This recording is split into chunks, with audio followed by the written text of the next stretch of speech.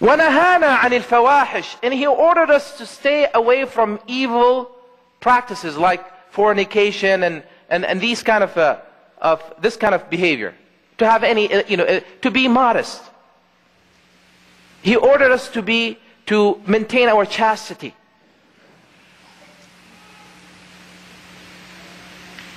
And He ordered us to stay away from perjury, وَقَوْلِ الزُّورِ, or to consume the wealth of the orphan, to exploit the orphans, or to slander each other. This is what He told us to stay away from. And He ordered us to worship the Lord and pray and fast and give charity. This is it, basically. Islam 101. What is wrong with this? What is there not to be proud of? I say this and I ask Allah to make you and I of those who listen and follow the best of what they listen to. أقول هذا القول وأستغفر الله لي ولكم فاستغفروه يغفر لكم.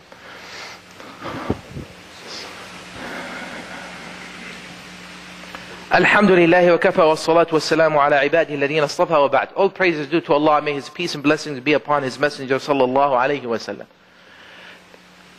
Of course, we know that later on Najashi himself was very touched by this, and he decided, of course, not to let the Muslims down. And he basically turned away that the ambassador that, or the envoy that... you know what is very interesting? The very person that actually came to take the Muslims with him back to Mecca to persecute them, he himself became Muslim. Amr ibn al-As. And Najashi, the king himself, became Muslim.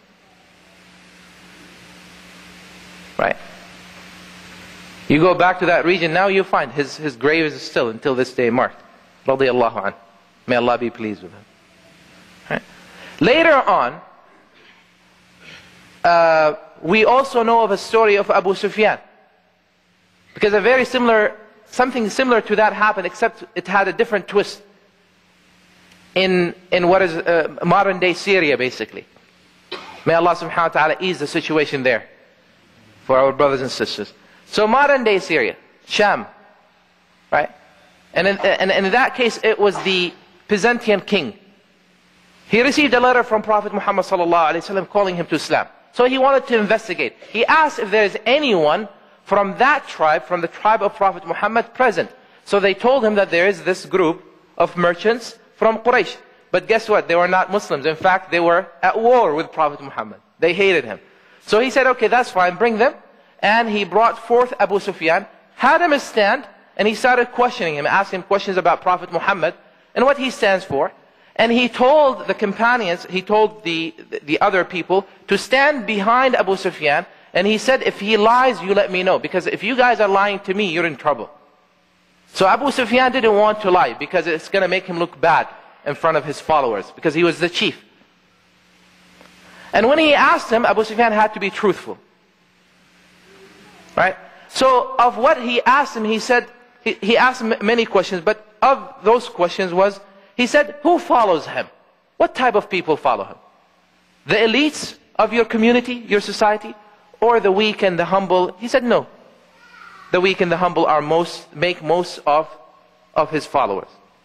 He said that's very interesting, because that's the case with a majority of his scholars, with a majority of prophets and messengers before him. Usually it was those, right?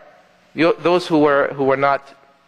So anyways, so he said to him, does their number increase or decrease? He said, no, actually it increases. Fast growing religion, fastest growing religion. So if you want to know why I'm proud because I'm one of me and people who profess Islam, all of us. You know, 1 out of every 5 people in the world are Muslims. 1 out of every 5 people in the world. Right? It's the largest religion and the fastest growing. Now tell me, are all these people crazy and mad? Brother Travis that we had here with us last week accepting Islam. Sister Maria the week before. All these people, they don't know what they're talking about. In fact, the most intelligent of people. They're the most intelligent, the most humble of people. There is a reason. There is a reason why 1 out of every 5 people in the world is Muslim. And I'm proud of that.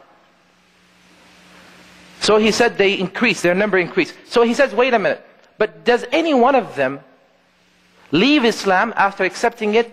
And look how precise he was.